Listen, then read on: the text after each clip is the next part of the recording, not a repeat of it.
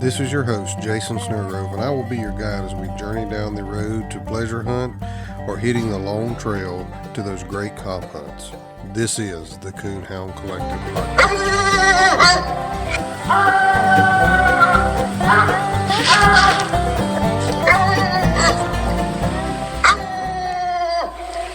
Welcome to the Coonhound Collective podcast again tonight. We have a pretty good show for you that lined up. We got a good show for you. Here we go. You hear me in there, Judge? Yeah, I got you. You just tree me right there. I got you treed right there. Okay. Still not sure I can see you with that light you got, but I got you. All right, you want to read some Apple reviews? We had several come in since we've read the last ones. I think we got 5. Get into this show. Well, you got to hold on. We got to do these Apple reviews first. We got a good one coming up here. I know. I've been excited about this. I know it's going to be a good one. All right, read your pineapple reviews. Yeah, let's read these first. All right. Let's see. I'll be over here drinking my Got Your Six coffee while you read them reviews. Okay, we got 1, 2, 3, 4, 5 new reviews.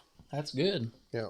We appreciate everybody that went on there and left us 5 stars and dropped us a few lines.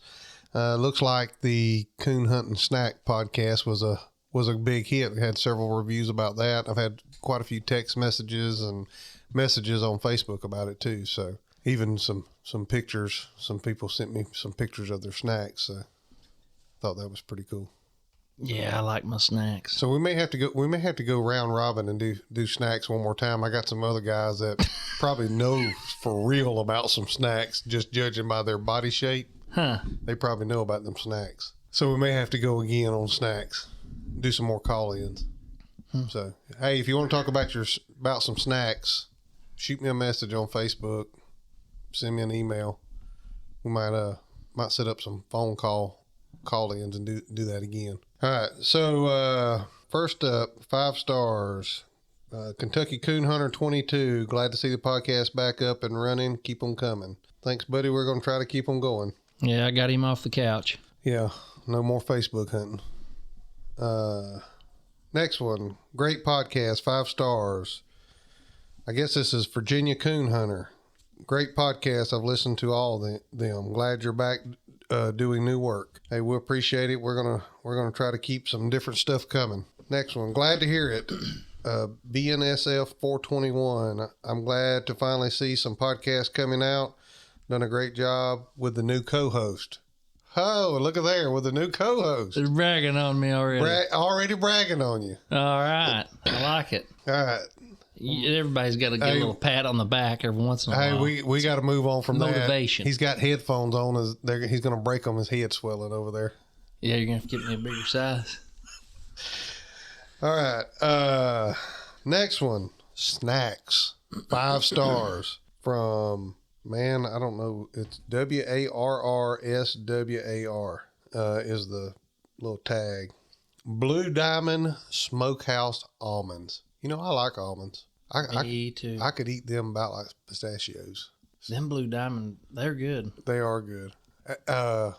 Tina had some. I think they were like blueberry covered or something. I've had them. I was just sitting there thinking about them. When you said the blueberry, I was picturing that package. Oh, man. They are There was some kind of like blueberry powdered stuff flavored over them.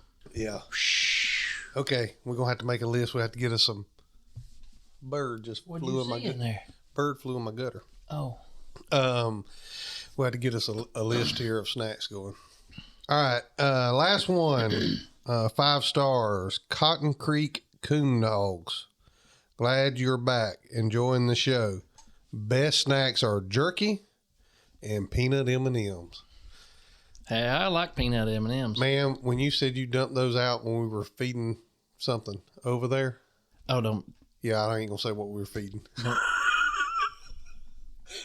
Just quit while you're ahead. Hey, I wanted to come over there where you was feeding and pick them up. I got a deal on them. Man. Yeah. I like some peanut M&Ms. Oh, me too. I don't need them, but I like them. Oh, I love them. So I think we need to do, go back around, make some more call-ins. And I know a few people we can call. Do another snack one. Mm-hmm. We got some other call-ins we're going to do too. Yeah. We got some other ideas. Yeah. That'll be fun. Yeah. some serious stuff too, but Yeah. But the snacks, I think. I want to get a bunch of people involved. Yeah. Yeah, it was good. I liked it. Yeah. I like it. I like the call-in stuff. Yeah. So, but yeah, I think what we got tonight would be good. Be interesting for sure. Mm-hmm. So, you just stand by and we'll get our guest on here momentarily. Hello. Hey, Mr. Lee. Hey, man. How's it going? Just great. How are y'all? Oh, can't complain. Doing pretty good. Good deal. You had a long day? Yeah, I've had a long week. I'm working at a nuclear plant right now. We had a emergency shutdown, so we've been working a lot of hours trying to get a nuclear unit back up. Oh man, yeah, you have been busy. Well, I'll give you some good news. War Eagle. Our old dad. Oh boy. We're fixing to talk coon dogs here, not football. Okay. I said, whatever you say, because you don't know nothing about football. No, he don't. That's a waste of time. I don't know nothing about coon hunting either. Yeah. We'll try to get going here so we don't hold you up too long. That way you can get this recorded and get you something to eat and get ready to start again tomorrow. All right, that sounds good. My wife's already got. All right. Well, Mr. Lee, won't you go ahead and introduce yourself to us? Tell us a little bit about yourself, where you're from. Yeah, my name's Lee Hatton. I live in Lexington, Alabama, which is in the northwest corner of the great state of Alabama. And I'm 52 years old, and I've been coon hunting my whole life. My uncle actually got me started hunting with him and my cousins when I was about 6 years old. And it's just one of them things, y'all know, it just gets in your blood. You can't never get it out. So yes, sir. What kind of dogs did you start with? well, just whatever would trigger coon when I started. And my uncle had an old English dog, actually a good looking tricolor English dog. Don't ask me how he bred because I don't know back then, but that was back in the late 70s. So we just hunted whatever we could find at tree coon, and he trapped a lot of coons and caught a lot of coons and sold a lot of coons hides, and he used me and my cousins to actually he'd climb a tree and shake coons out, and we'd have to catch them, and that's kind of how I grew up. So, I of course I already know you have English dogs now, but is that what got you sticking with the English dogs, or did you veer off to something else? Yeah, no, not really. Y'all gonna laugh at me, but my first dog was he was a crossbred dog. Well, I would say he's a mixed up dog more than he was a crossbred dog. He was half English, and his mama was half red bone and half black and tan. But he looked like a red bone with one white foot and a white chest. He was a 3-way cross. Yeah, that's when I think I got him when I was probably 7 or 8 years old, and he was my first, and I went through a lot of them after that, and I really didn't start hunting English dogs till about 25 years ago. I guess 25 years ago, I've hunted a little bit of everything. What was your first registered dog? My very first registered dog was a little Walker female out of Hickory Nut Harry, and I had about the same time as that, I had a red bone direct off of Hunter's Famous Amos. Probably my first 2 registered dogs that I remember. Was you competition hunting those dogs, or you just hunting? That's just when I was young and in high school, go up into high schools when I was probably around 15, 16 whenever I got those 2. And that's the first 2 registered dogs I can remember hunting myself. So when did you kind of move over into some competition hunting? Started competition hunting a little bit when I was 16, 17, somewhere around in there. And I was actually hunting a little blue tick female, American blue tick female at that time. I did quite a bit of winning with. And I hunted blue ticks for probably almost 10 years, I guess, something like that. And had some nice ones, but when I finally got a good English dog, I ain't looked back. Yeah, that's what Brett, he tried a walker dog one time, but I did. Yeah, I seen a picture of you holding a walker dog on a bench. I'd like to see that picture. What are you talking about? I seen a picture of you. You had a walker dog up on a bench holding his tail in his head. I think it was a female, matter of fact. Not on a bench. On something? Was it? Yeah. I was just in the yard. Maybe. I don't know. I'd still like to see that picture. Somebody was setting me up. I don't know what they were doing. I think I might have been just over there talking to somebody, petting it, being nice, and they snapped a picture of me. No. I've heard the story. He actually hunted it, I think, in a night hunt. Oh, you got me. I did. I forgot. Let's not talk about me no more. Let's get back on Lee here. We all make mistakes, Brett. We all do.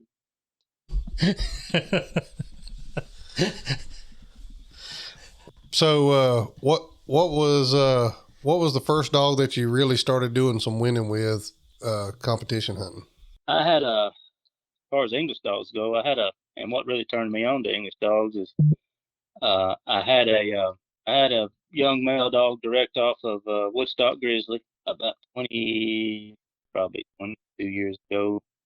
And I don't even remember what his bottom side was, but he was about as a complete dog as you'd ever ask for, and he was a really good competition dog because he was like what everybody wants these days. Is he opened his mouth quick and he kept it open, and he was about as quick as anything I ever seen. And I done some winning with him, and then and he's the one that really got me going. And he ended up I turned down a lot of money for that dog. Like I said, we all make mistakes, and I was a little.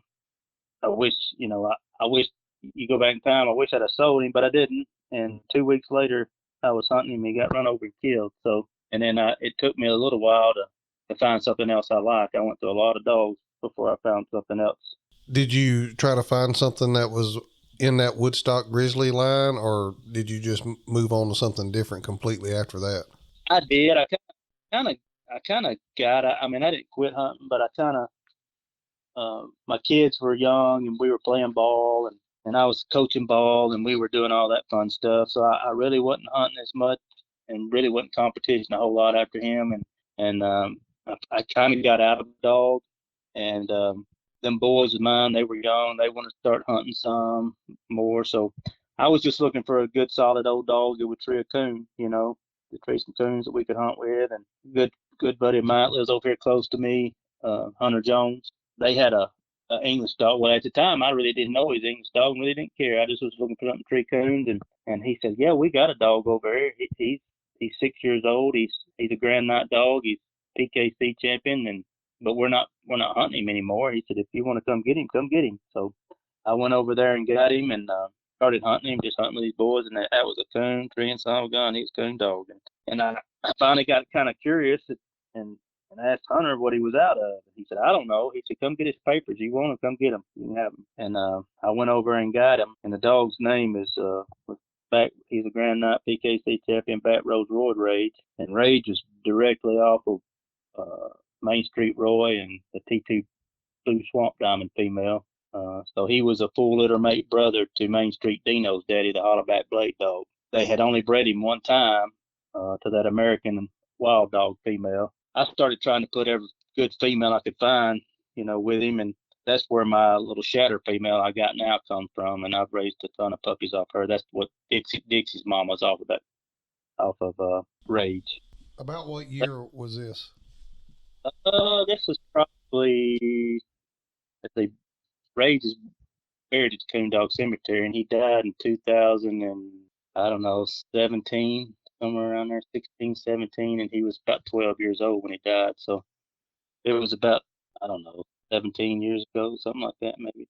How long did you have Rage for? About 4 or 5 years. And like my little shatter female, she's almost 10, so that kind of tell you how old that was. And which all of my nicer dogs are getting old like me. I've got several of them that's already 9 and 10 years old, and y'all know how that they get old quick. Oh yeah. It's hard to believe they're that old, but most of my stuff here goes back to Rage or that line of breeding. Yeah. So after Rage, what did you start hunting after that? Well, that's about the time I went to Autumn Oaks and met Mr. Tim and Kyle Rhodes up there, and they had a litter of puppies off of Main Street Dino, and their Tri-County 80 female that was off of Charlie 7. and I bought a puppy from him at Autumn Oaks 9 years ago, and that was my blood dog that I have now.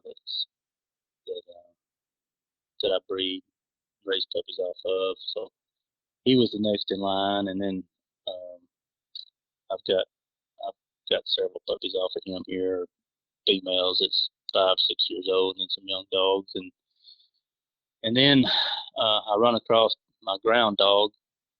Uh, I got him from Mr. Kyle Shelton, in Scottsboro, Alabama. I was just happened to be driving through there one day and stopped to visit him, and he had an 18-month-old, good-looking red-tick English dog that I couldn't take my eyes off of, and I asked him what he'd take for him. He priced him. I sold him, brought him home, and he turned into a real nice dog. And I've raised several litters off of him. But he's just him and Blood are just two different type dogs. Ground's a track dog. He's an old Wilcox bred dog. He's a grandpup to Top Gun, and he's got a little bit of everything in him. He's got some Main Street in him, and he's got some Briar Creek in him on the bottom side. He's got a little bit of everything in him. But he's an old timey type coon dog that I kind of grew up hunting with. He's get his mouth open, ball mouth, track dog, cold nose. Ain't just super fast, but real act. You know, you'll beat him to a tree sometime, but you better not miss. You're talking about ground, right? That's right. Yeah, he's a good-looking rascal. I know that. Yeah, he's getting old too. He's fixing to be 9 years old. So. Really? So. Wow. How old's? Let's back up and go to Blood. Let's talk about him. How old's he now? He's 9. He's 9. Yeah, he just turned 9. He turned 9 years old yesterday. Lee, you bred quite a few females to him. How many pups he got on the ground? He's got quite a few, don't he? He's got about 160, 170. I don't remember exactly the last count. And I've got a female I just bred to him last week. Matter of fact, I made the second cross. That Ace dog that I'm hunting now, I made that cross again. I fed him back to Ace and Sandy's mama. It's in Oklahoma, little Sandy female. She just made night champion this last weekend. So that litter's doing real good. That's a pretty good cross, I think. So we made that cross again last week. They're out of him, and what female was it? It's a little Lily female. She's bred a lot like Blood. Just she's Main Street top and Charlie 7 bottom. Hard time hoss. Mm-hmm. That's right up your alley, Jason. Yeah, he's sitting over here grinning real big. That's what I like. I like the Main Street and Charlie 7 crosses. Yeah, that works really good. That works really good for around here. You know, the type of hunt we do. I like it. What's Blood? Does he tell us about his mouth and how he operates? Well, I was doing a lot of winning with Blood when he was young, and we got him qualified to World Hunt a couple of times. And I started having to travel with work and stuff, so I got to where I wasn't competition a whole lot. I was having to travel a whole lot. But at that time, people started wanting to breed to him just because of mostly he's more of a, he's a get gone. If he ain't under coon in about 5 minutes, you better start driving. You know, that kind. He's got a lot of drive, big locate, huge mouth. You know, he ain't gonna out hunt his mouth. I've treated him on hunts when he's 1.2, 1.4 miles. You know, on his locate. You know, he's got that kind of mouth, and that's when people started wanting to breed to him. So I started breeding females to him, and he just got to where I was breeding him when I was hunting him. You know, that kind of thing. But he puts a lot of early starting, hard going, and it's kind of a mixture of, you know, a lot of his pups are open a lot on track, a lot of them are tied on track. It's kind of a mixture of it, depending on what you like, I guess. But like the little Sandy female, this last cross, she's a open on track, you know, just plenty of mouth on track, accurate, probably one of the most accurate 2-year-olds you ever go to the woods with. And her brother's kind of the opposite. You don't say a whole lot. He's more of an ambush type dog. He's a lot of layups. Don't say much on the ground type dog. So it's kind of a mixture too, just depending on what you like. Mm-hmm. Yeah.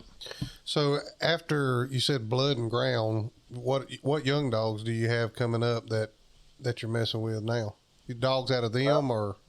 I got a young dog in Mississippi getting hunted out. Somebody's dog up there around y'all. Probably some pot liquor. Yeah, I can't remember the guy's name. Brett somebody. Now Mr. Chuck Henson is handling Rat for me, and Rat's out a loner, and Chuck Henson's with it female, and he's a super nice young dog. I mean, we got double cast wins with him at the Winter Classic, and he's a big mouth, hard drive, hard going, good track dog, really accurate. He's a really nice 2-year-old. So we got him. Chuck claims he's going to win the Triple Crown with him this year, but we'll see.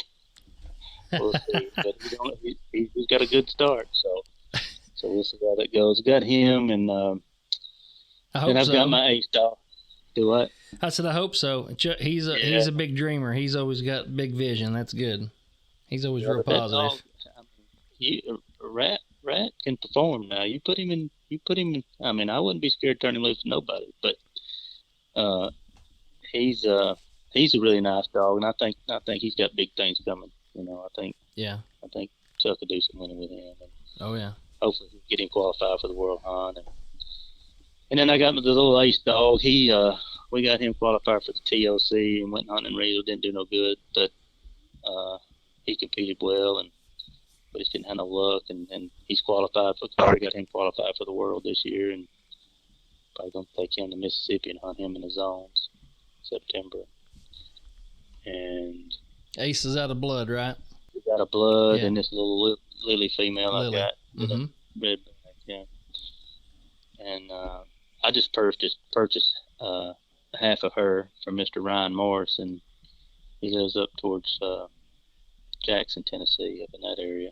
She's a coon dog. Now she's a coon trigger.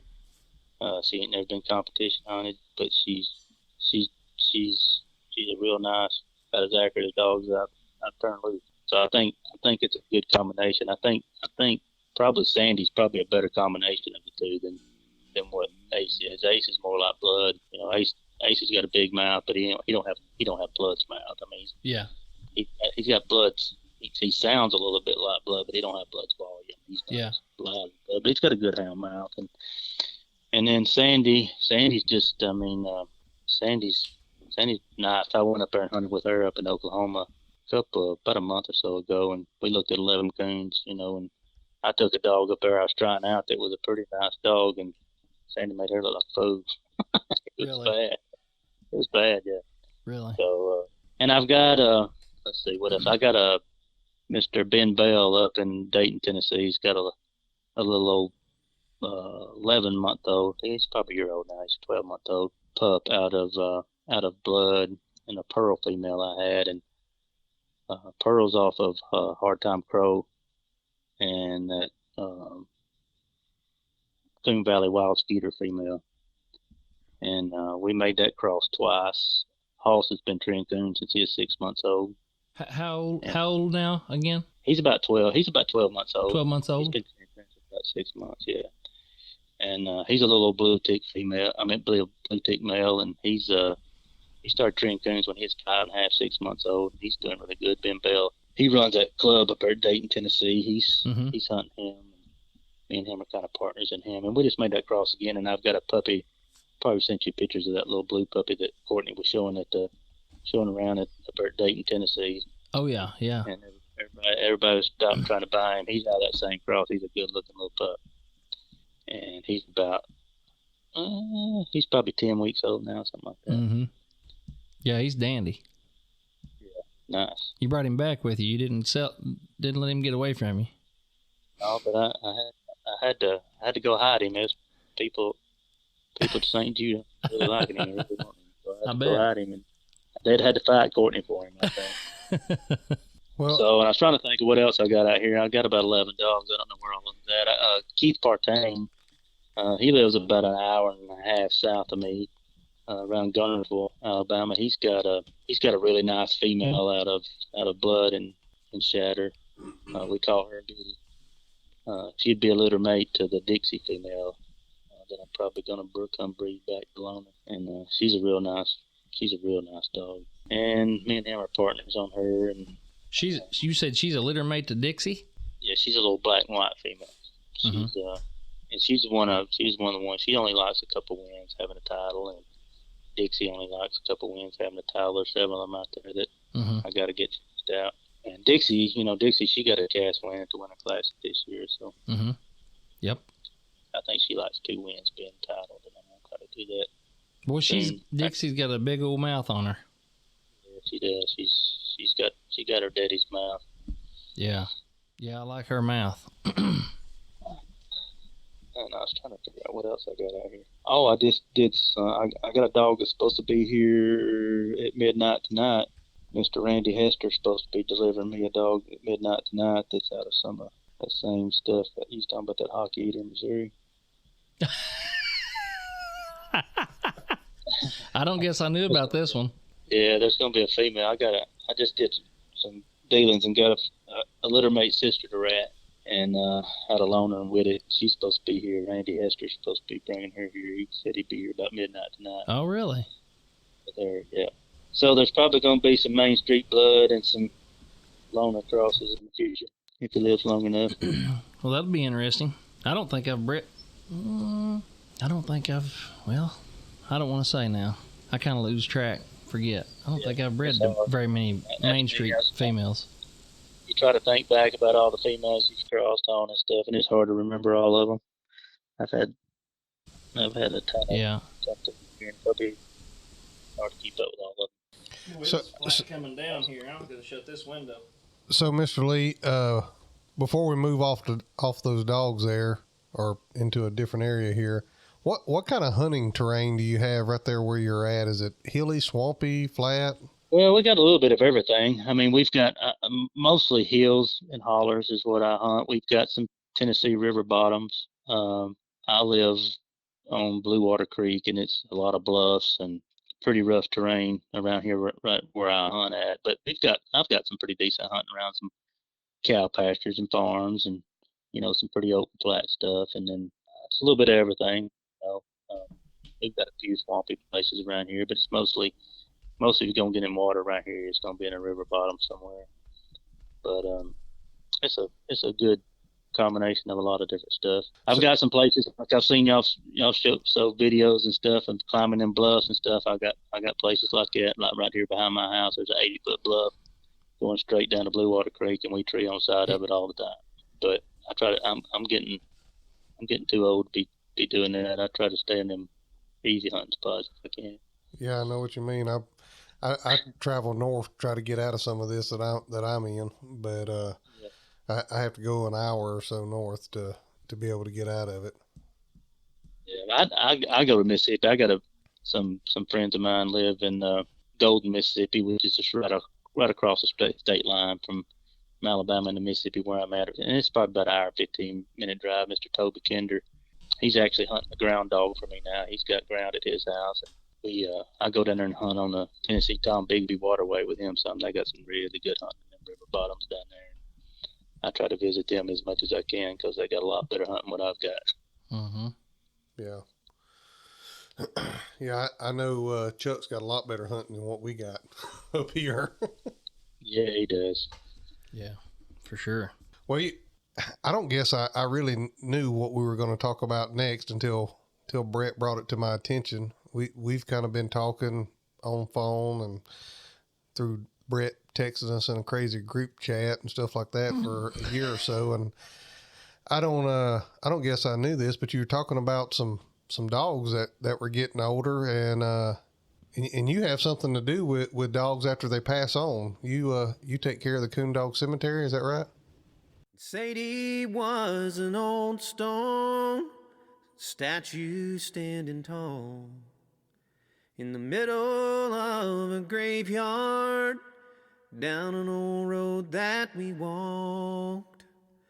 The boys would gather there at night and say you're not a man if you didn't walk across that yard and shake old Sadie's hand. Established in 1937 in a small, grassy meadow deep in the rich, thick wilderness of Freedom Hills, Key Underwood sadly buried his faithful coondog, Troop. They had hunted together for more than 15 years. They had been close friends. The burial spot was a popular hunting camp where coon hunters from miles around gathered to plot their hunting strategies, tell tall tales, chew tobacco, and compare coonhounds. Those comparisons usually began and ended with Troop. He was the best around. Underwood knew there was no place in the world Troop loved more than that camp. It was only fitting, he decided, that Troop spend eternity there. On that dreary Labor Day in 1937, Underwood said goodbye to his legendary coonhound. He wrapped Troop in a cotton pick sack, buried him 3 feet down, and marked the grave with a rock from a nearby old chimney. On the rock, with a hammer and a screwdriver, he had chiseled out Troop's name and the date. A special marker was erected in his memory. Troop, who was half red-bone coonhound, half bird dog, was known throughout the region as the best. He was cold-nosed, meaning he could follow cold coon tracks until they grew fresh, and he never left the trail until he had the coon treat. Out of one hunter's devotion to his faithful coonhound was born the Key Underwood Coondog Memorial Graveyard, which has become a popular tourist attraction and is the only cemetery of its kind in the world. Other hunters started doing the same thing when their favorite coondogs died. Today, more than 185 coondogs from across the United States are buried in this spot in northwest Alabama. When I buried Troop, I had no intentions of establishing a coondog cemetery, says Underwood. I merely wanted to do something special for a special coondog. When the columnist Retta Grimsley Johnson interviewed Underwood in 1985, he told her that a woman from California wrote him wanting to know why he didn't allow other kinds of dogs to be buried at the Coondog Cemetery. You must not know much about coon hunters and their dogs if you think we would contaminate this burial place with poodles and lapdogs, he responded. Some of the burial ground headstones are crafted of wood, some of sheet metal. Others are not unlike the stones found in a normal cemetery. But of course, the names of the deceased are different, and so are the epitaphs. For example, listed among the dead are Patches, Preacher, Smoky, Bean Blossom Bottom, Night Ranger, and etched along with these names are tributes such as A Joy to Hunt With. He wasn't the best, but he was the best I ever had. Hunter's famous Amos, a hound that was Ralston's Purina Dog of the Year in 1984, is buried here, as well as several world champion coon dogs. To qualify for burial in this unique cemetery, where more than 185 coon dogs have been laid to rest, it has been said that 3 requirements must be met. The owner must claim their pet to be authentic coon dog. A witness must declare the deceased is a coon dog. And a member of the Key Underwood Coondog Memorial Graveyard Incorporated must be allowed to view the coon dog and declare it as such. We have stipulations on this thing, said the late O'Neill Bolton, former caretaker of the Coondog Graveyard. A dog can't run no deer, possum, nothing like that. He's got to be a straight coon dog, and he's got to be full hound. Couldn't be mixed up bred or a house dog.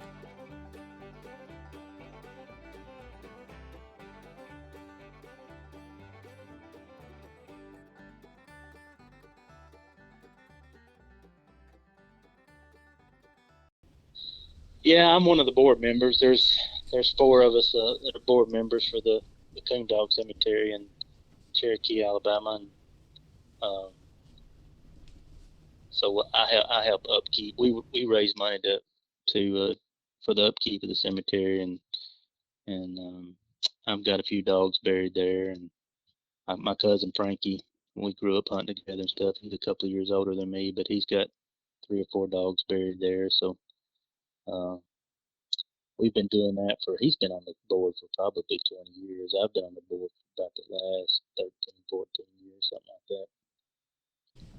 And we have a big Labor Day celebration every year, that Monday of Labor Day, which is usually right after Autumn Oaks. And we have bluegrass gospel singing bands and live music, and we have barbecue, and a bunch of vendors come set up, and we have a good time. And like I say, all that money we raise goes towards upkeep the cemetery. You know, I was reading on the website, and I seen y'all had that festival around Labor Day, and y'all said y'all had a liars contest on there. Yeah, we need to get bread. We need to get bread up here for that down here. I was going to say, I can't even bring him down here because it ain't going to be fair. He's going to win every time. Fair to nobody else, I don't understand. But Oh yeah, boy. Yeah, I'd raise a pile. I'd raise a pile of money for you. but we actually have a liars contest and a buck dancing contest, and it's just a good time. Well, I've been going to that thing. But back up. A what dance? Buck dancing. You ever been buck dancing? He has Can you no spell idea. that? Hey, is that an Alabama deal? It is. Yeah, it's about like. Now, did you say, hey, what Jason's dying. What kind of dancing is it? Spell that. I couldn't hear you, really. It's storming here so bad right now. Buck dancing, B-U-C-K. It's about like muscadines. Y'all don't have muscadines up there either, so No. we got muscadines and buck dancing. Oh, my goodness gracious. Hey, I've got muscadines at my place. Brett might not have them, but I've got them right out here on the fence. They're not native. They're growing. Somebody's planted them out there. Yeah, he claims y'all didn't have no muscadines up there. So anyways, well, that throwed me off. Yeah, so anyway. So that buck dancing, is that, do you stomp grapes or what? Do you put grapes on those muscadine grapes on the floor and stomp them and squish them between your toes and dance, or what? No, you just need to YouTube it. Okay. I'm about half afraid to. You ever seen the movie Where the Red Fern Grows? Yeah. So the night that they have the championship hunt off, and yeah. all them old guys are playing music and dancing, that's a buck dance. Okay, got you. Well, I ain't quite a Yankee, but I don't guess I know enough about some of that southern stuff. But there's a spring there at the Coondog Cemetery. They used to make moonshine there too. Jason's showing me something on YouTube here right now. He's having me watch this. I could master that in 5 minutes or less. I could pull that off. You could win the buck. See, you could win the buck dancing contest and the liars contest. Yeah, I'd raise you guys so much money. Maybe we may have to make the trip down on Labor Day and check it out. I was gonna say, there's really something to see. We got there's a little over 350 dogs buried there now. It's kind of hard to keep up with it because there was so many dogs buried back in the Key Underwood started the Coondog Cemetery in 1937, and he just buried his favorite dog Troop there just because that was their favorite hunting spot, and that's where his buddies used to come and they'd camp and they'd hunt. And when Troop died there, he buried him there, and then his buddies started burying their dogs there, and he really didn't intend to start a Coondog Cemetery, but that's kind of where it turned out. And there's people come from all over the country, and people come from all over the world. We have a guest book there, and there's people from, overseas comes and signs their guest book, and it's really a neat thing to see because it's the only one like it in the world. Yeah, there's another one like it in the world. Yeah, that's awesome. I got some questions and stuff. I want to get into some details on this because there's probably a lot of listeners out there that might, I'm sure most of the listeners have heard of the Coondog Cemetery down there, but they may not know any details, and they may want to try to bury a dog down there or something one of these days. What's the cost associated with burying a dog there, and can a person purchase that in advance, or how does that work?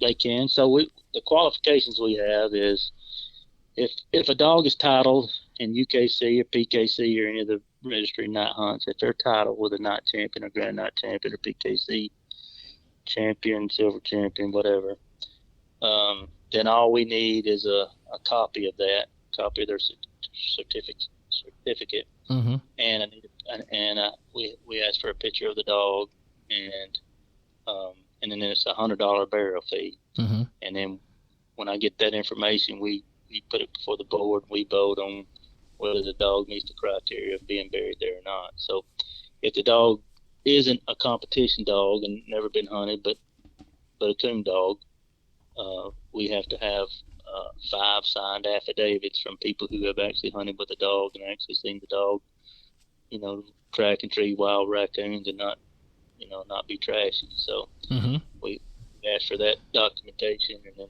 a photograph of the dog, and then it's it's $100 burial fee. So Okay. and all that money goes to is for the upkeep of the cemetery. Like I say, we get dogs from all over the country. There's dogs from New York State buried there. There's dogs from Wisconsin. I mean, just about anywhere in the states. People drove to bury their dogs there. Mm-hmm. Well, okay. Back to your question, yeah. If you could send me information on your dog, if they're getting some age on them, and that's something you'd like to do, and make arrangements to that, we can make those arrangements beforehand. We've actually done that a few times. Right. Good. That's a good deal. So the some other questions I had that I've been thinking about today was the location in there. Does the person get to pick the location to bury the dog? Like, is there plots assigned, or do you guys assign them, or how does that work? Yeah, we actually assign the plots because Okay. If you ever go there and you see the way the cemetery is laid out, like you pull in there to the right, that's where all the older graves are, like where troops buried Mm-hmm. the 30s and 40s, and you just kind of see the generations, Right. Most of the older graves are just a rock with, some chiseled on them, or sometimes it's just a rock and you really don't know what dog's there. And then you get in the 60s and 70s and the 80s, the tombstones get a little bit more elaborate. And these days is like, there's a lot of money put into them. So Mm-hmm. Hatchet River Dottie is buried there, and Mm-hmm. her tombstone is like it's huge. You just have to see it to appreciate it. Mm-hmm. So Murray Reagan brought Dottie there a couple of years ago, and we buried her there. And there's a lot of pretty famous dogs buried there. So Right. so like I say, if anybody's interested, and I would really suggest it, and I'd really suggest if you've never visited it, you make a trip to visit it. It's a really neat place to see. It's located in the hills of Freedom Hills Wildlife Management Area, between Cherokee, Alabama, and Red Bay, Alabama, just off of Highway 247, and it's out in the middle of nowhere. I mean, there's no cell service out there, and you'll think you're lost before you get there. So Mm-hmm. it's a really really neat place to go visit. Is The it? Rage dog, Mm-hmm. the Rage dog he's buried there. I've got a puppy off of Rage buried there. Mm-hmm. Blood will be buried there. Ground will be buried there.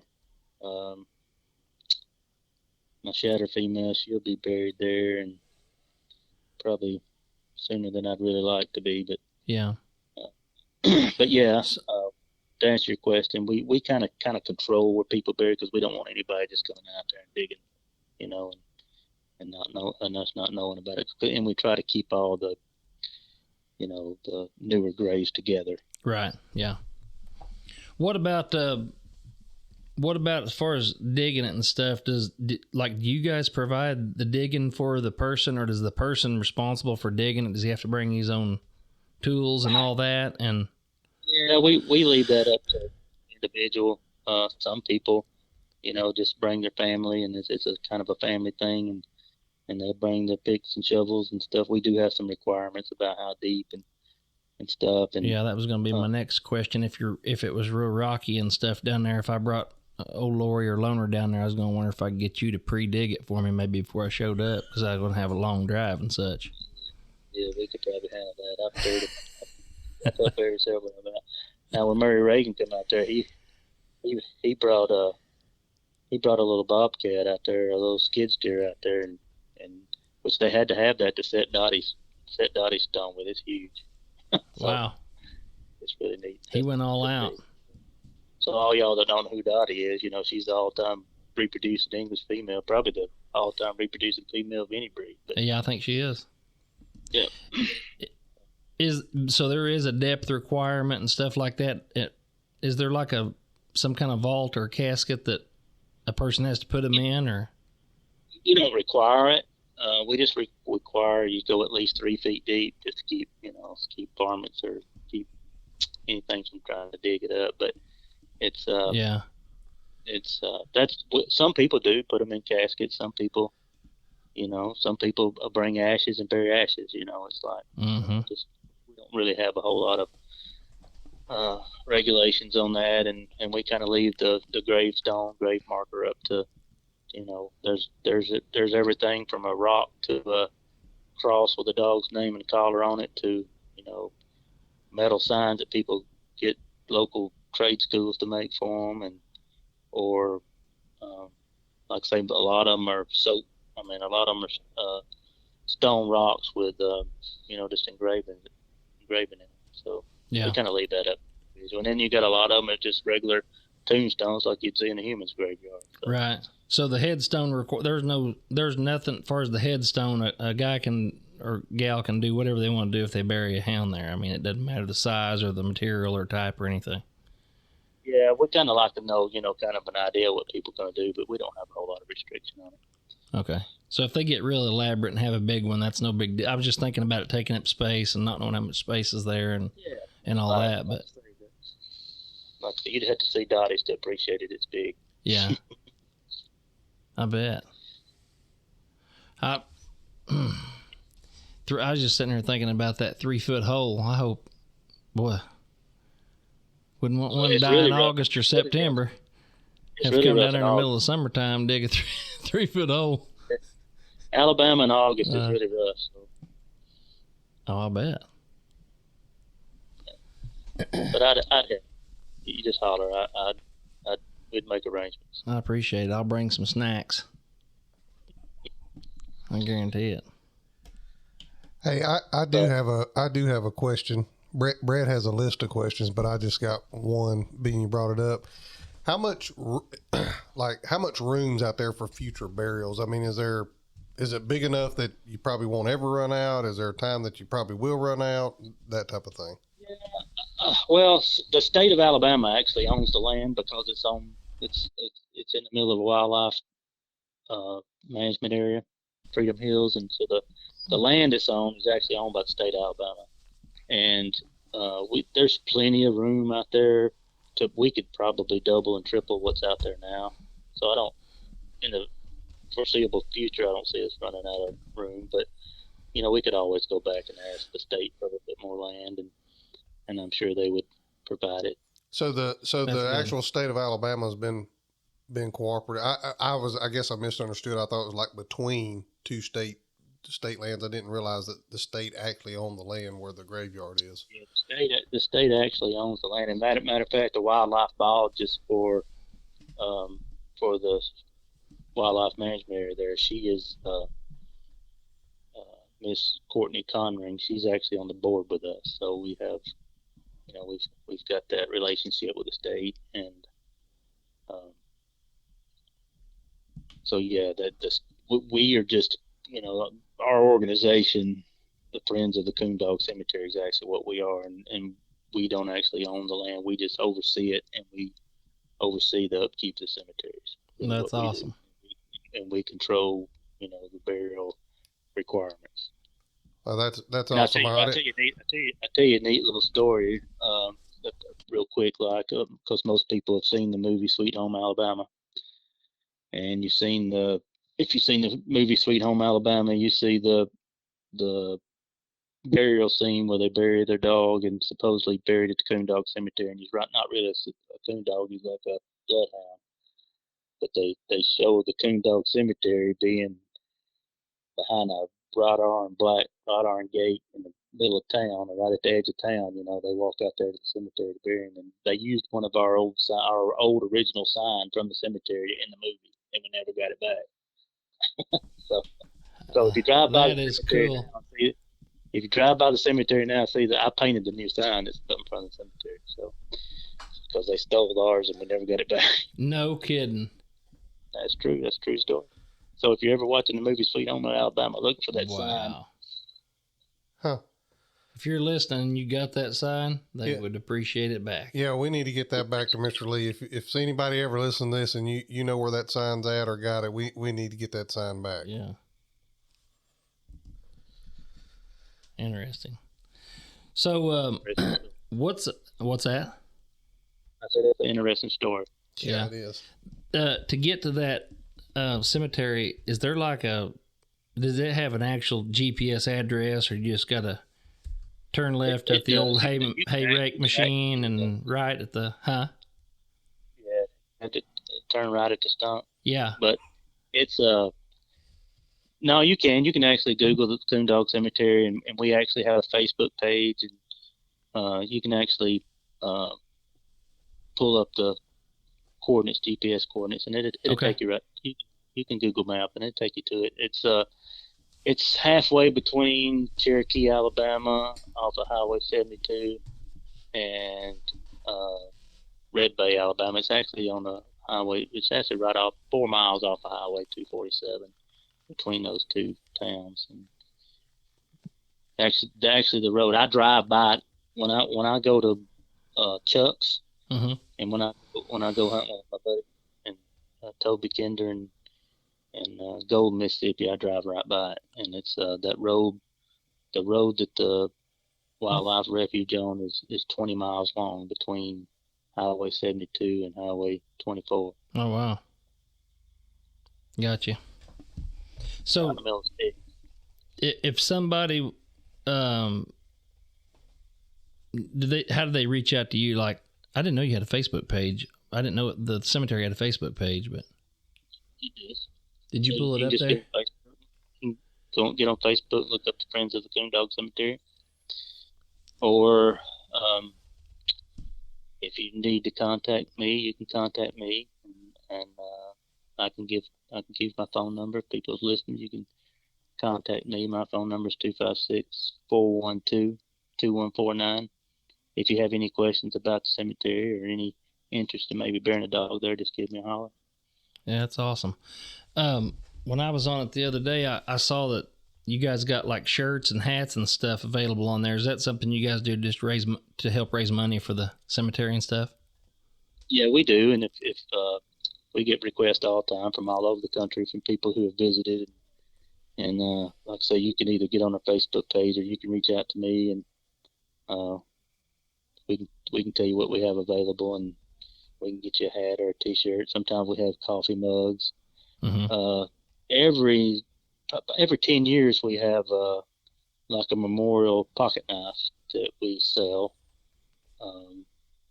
and they do really good. They're like collector's items, so yeah, we don't do it every year, but about every 10 years we'll get Case to make us a memorial pocket knife that has Coondog Cemetery in whatever year it is that we're celebrating. That's awesome. When are you guys going to do another one of them? Do you even know yet? Let's see. This is 24, probably 3 more years from now. 3 more years. How many of those how many of those knives do you guys usually release? 2027 will be 90 years. 2027 will be 90 years since the cemetery was founded, so we'll do a 90-year celebration with the pocket knives and stuff.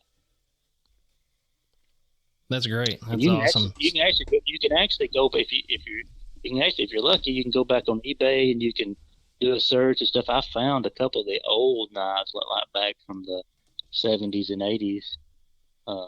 No kidding. Yep. That somebody offered on there for sale. And some of them they're pretty expensive if you can find one, but they're collector's items. Well, I bet they are. And was it every year they were case knives? Has it always been a case knife? As far as I know, they've always been case double X's. Yeah. Wow, that's awesome. Pretty nice. How many of those do you guys usually have made on that 10-year anniversary? We usually, it just depends. Sometimes, like I think the last ones we had made, we had only had 150 of them made. Mm-hmm. So they're not just something you can find every day. I mean, they're pretty rare, so they're collector's items. Yeah, for sure. I bet they go fast. If you just get 150, I bet they don't stick around long. No, we sell them pretty quick. Matter of fact, I think we got a waiting list for some now. Oh, really? You guys ever auction any off on Facebook? Have you ever thought about auctioning any off on Facebook or anything, trying to raise some money for? We actually auction some off at the Labor Day celebration last year. Oh, really? Yeah. So they're really good. You know, we auction off some stuff there, and I dabble in a little painting and stuff too. So I do some paintings, and we'll auction off some of the paintings and some knives and sell raffles for stuff like that. And, and that's another way we make a little bit of money for the upkeep of the cemetery. That's good. That's good. Did you guys, now tell me if I'm wrong on this, but like the recognition of the cemetery it's gotten over the years, have you guys was there like a television or something that done something on you guys on the cemetery? Yeah, we get that quite often. Matter of fact, me and Frankie, my cousin, we just got through doing a documentary with the University of Alabama. I actually sent some guys over to do some filming, and they actually filmed us at the cemetery, and we actually took them on a coon hunt, and oh, they really? actually filmed this coon hunt. Yeah, we did that probably 3 weeks ago, maybe something like that. They hadn't put out the documentary yet. So that is neat. Yeah, we get that quite often. I have to go to the cemetery, and Frankie goes sometimes to do interviews with different TV, radio, and different publications, magazines, and stuff. Yeah, that's awesome. That's awesome. So it gets quite a bit of recognition, that's for sure. Yeah, it does. I mean, we get and it gets recognition from all over the place. We get calls from a lot of different states, and anybody traveling to North Alabama, you know, we get a lot of calls from people who are traveling from California, traveling from the East Coast and West Coast. And, you know, when they're coming through, they'll make plans to stop by and see. And it's open 24/7 to the public. I mean, you can drive through it anytime. So look, we've got a guest book. We just ask people to sign the guest registry when they stop by, so we kind of know where people are coming from. But it's a pretty big deal. You got a lot of people probably stopping there that don't have anything to do with the coon dog. They just want to see the Coondog Cemetery. Yeah, and we get a lot of phone calls. We have to turn down a lot of dogs just because people think just because they have a coonhound and it was born a coonhound and never been in the woods, you know, they think it's, you know, they think they can. We get a lot of those phone calls, and we have to turn a lot of dogs down just because people think just because it's a hound that they can bury it there. But we have some strict,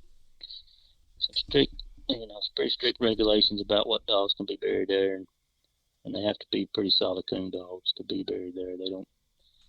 Can't just bury anything there. So we try to keep it as sacred as we possibly be, if you want to call it that. Is there any other requirements or anything else a person would need to be prepared for or aware of, like if they was going to consider having one of their coon dogs buried there that we haven't talked about? I'm just trying to think if there was anything that maybe we've overlooked or haven't mentioned. Y'all have asked pretty much all the questions that we get asked. Like when people are trying to decide if they want to try to bury a dog there, they'll call and ask those type of questions, and we'll give them a lot of instruction about what we kind of expect when they do decide to bury one there. So, you know, like I said, we don't have a whole lot of restrictions on, you know, you don't have to have a coffin can if you want to. That's entirely up to you. We just require, we have a depth requirement that they have to meet. Mm-hmm. And like I say, the headstones can be, anything from a cross with a collar on it, with a dog's name tag on it, to something pretty elaborate. Your on your Labor Day celebration, how big of a deal? Like, I mean, people wise, how many people usually show up for that? Well, it mostly depends on the weather, and it depends on what music we are, what the bands that we have there, because we kind of swap it up some every year and stuff. And the bands that have the bigger followings and stuff, we'll have but a lot of times it's close to some years it's close to 1,000 people that come through there. Whoa. Are you kidding me? 1,000 people show up on that thing? Yep. That is unreal. I would have never dreamed 1,000 people. Would you, Jason? We sell barbecue sandwiches, barbecue plates, and we have L.O. Bishop Barbecue is a kind of a local barbecue place that everybody knows around here, and they'll come and set up, and we have tables and stretched out for a real long way, and they serve barbecue, and we have vendors set up that sell anything from some hunting supplies to handmade craft stuff, and it's a really good time. I mean, it's a really good time, and there's a lot of people that has been coming there like me since they were kids, and we try to keep it as old fashioned as we possibly can. Try to keep it in the spirit of Key Underwood when he buried Troop there. It was all about him and Troop, Yeah. and the love of his hound, and that was their favorite place to hunt, and that it just caught on like wildfire after he bred Troop there. He even we even got quotes of him saying that he never intended to start a Coondog Cemetery. He was just bred bearing his hound that Troop lived to be 15 years old, and they hunted in them hills a lot of nights together, and y'all know what that means. Yeah. Oh yeah. It's That's really just the most neatest thing ever. I've always just been so intrigued by this cemetery. It's a special place. We've got to get down there and see it. We've got to come down and make a trip down there, Jason. Yeah. You said y'all had vendors that set up there for the Labor Day deal also? Yes, sir. Is there a charge for a vendor if they was interested to set up there? Yeah, but it's not. We usually charge. My wife's actually in charge of that, so we usually charge like $10 or $15, something like that, just to set up a booth. It's not much. Okay. It's, well, we get a little closer to time. You have to get back with me, and we'll start running some commercials on here for you and help advertise it and get the word out more, and maybe it'll work out where me and Brett can load this equipment up and bring it down there, and we can get some guys sitting around a table and telling some coon dog stories. Yeah, you'll hear some good ones, man. There's a lot of good old coon hunters that come there, and that'd be fun. And that's the part I love about it most. There's coon hunters there that's 80 and 90 years old. They can't do it anymore, but they love to. They have dogs buried there, and you get to hear those stories. They love it. I bet they love to talk about it. I'm sure if the good Lord lets me live long enough, I'll be one of those guys. So, man, that would be awesome. I love sitting around hearing them tell stories, and if we could bring our recording equipment down there, and they would let us record a few conversations with some stories, that would be awesome. That would be a really neat thing. I just sit there and awe about all the history and stuff that's there, and all the and like I said, that's what it's about. It's about us coon hunters and these hounds we spend all of our time with, and then when you lose one, you got a special place to go, recognize that. So y'all know what that's like, and it's oh yeah, there's a lot of people who's drawn to it just because of that. Yeah, for sure. Well, I'll tell you what, Lee, my hat's off to you and everybody else who donate their time and try to keep the tradition of it alive and going, and all the upkeep and everything that's kind of all the work that's done behind the scenes. People don't know. I mean, that's a lot to take care of and a big responsibility for everybody, and my hat's off to you. I think it's an awesome deal. It's pretty neat. I I just got to get you down here and get you practicing buck dances and duck dancing. He don't have to practice the lion contest. He's already got that down. Oh boy. He's I probably don't got that hunt down walker pat. dogs. Why are you giving it? Goodness gracious. If I can't master that buck dancing, I'll come up with something. You can call it whatever you want. But. Yeah, most of the winners we have every year are young kids, basically, 7, 8, 9, 12 years old, somewhere in that age, age group. They really enjoy getting out there and showing out. But Oh, I'll bet. Yeah. most of the liars are old men.